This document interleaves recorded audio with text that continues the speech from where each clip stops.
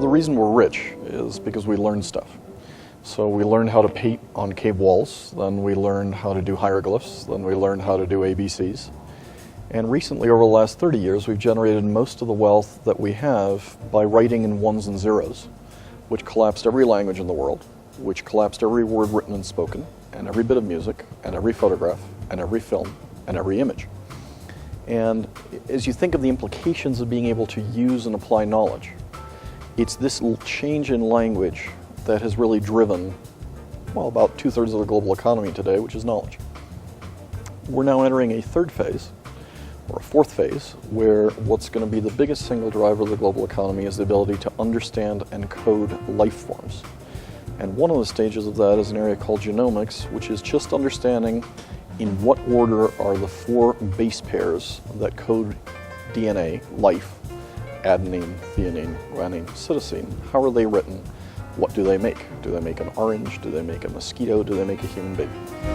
If you could imagine the 1960s and said, look, the biggest single driver of every business in this room are going to be these computer geeks that are sitting back here with these huge machines and vacuum tubes, $1 million machines. Probably most of the people in that room would have said, I'm in real estate, or I'm in insurance, or I'm in agriculture, or I'm in sports, or I'm in textiles. But you know what? Every one of those businesses has had to go either digital or has gone out of business. And something similar is going to happen with coding life. We're going to start beginning to understand how you code life, how you make stuff, and that's going to change medicine and energy and chemicals and insurance and real estate and virtually every business on this planet. Of course, we do every day, right? And we've been doing it for thousands of years. If you insert a certain type of bacteria into milk, then you get yogurt. If you get a certain promoter inside grape juice, you get wine or you get beer. What we're now doing is we're doing this to make vaccines. We're doing this to make advanced textiles. DuPont has bought Pioneer Seeds, and that's the largest single driver of new earnings at DuPont.